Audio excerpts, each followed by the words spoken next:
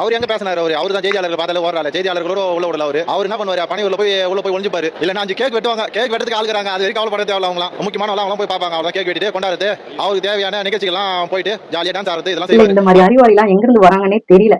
ஆமா, இந்த மாதிரி அறிவாளி எல்லாம் எங்க இருந்து வராங்கன்னு தெரியல. அதான் அறிவாலயத்திலிருந்து வராங்க போல. அதான் என்னன்னா விஜய் சார் பேச மாட்டாராம். சரி, எங்க அண்ணன் கொஞ்ச நாளுக்கு முன்னாடி சட்டசபையில பேசினாரு. உங்க அண்ணன் என்ன பண்ணாரு? பேசுங்க சார் சொன்னாரு. பேசின உடனே அவங்க குரூப் கூட்டிட்டு ஓடிட்டாரு. கேட்டா வெளிநடப்பு பண்ணாங்களாம். அவர் கேள்வி கேட்க ஆரம்பிச்சா பார்ட்டி ஃபண்ட் ஒரு வார்த்தையே ஓடிட்டாங்க. இன்னும் என்னென்ன கொள்ளையடிச்சாங்க, என்னென்ன பண்ணாங்க எல்லாத்தையும் கொஞ்சம் கொஞ்சமா கேள்வி கேட்க ஆரம்பிச்சா சட்டசபைக்கே வராம ஓடிடுவாங்க போல. பர்ஃபார்ம் பாப்பாங்க போலயே. எங்க அண்ணன் கேட்ட ஒரு கேள்விக்கே பயந்து ஓடிட்ட ஆளு நீங்க பயத்தை பத்தி சொல்றீங்க. அவர் பேச மாட்டாரு, பிரஸ் மீட் கொடுக்க மாட்டாரு. உங்க கட்சியில தான் ஒருத்தர் ஓடி ரொம்ப நாள் ஆகுது, இன்னும் தேடிட்டு இருக்காங்க, எங்க ஓடினாரு எங்க ஒழிஞ்சாருன்னு தெரியல. அதெல்லாம் நீங்க கேட்க மாட்டேங்கிறீங்க. நம்மளால ஒருத்தர் ஓடி இருக்காரு, எங்க ஓடினாரு தெரியலன்னு சொல்லிட்டு. பேச்சுக்கள் தேவையில்லாம இருக்கக்கூடாது. அதை செயல்ல காட்டணும். அதை காட்டிட்டு தான் இருக்காருங்க அண்ணன். சரியா?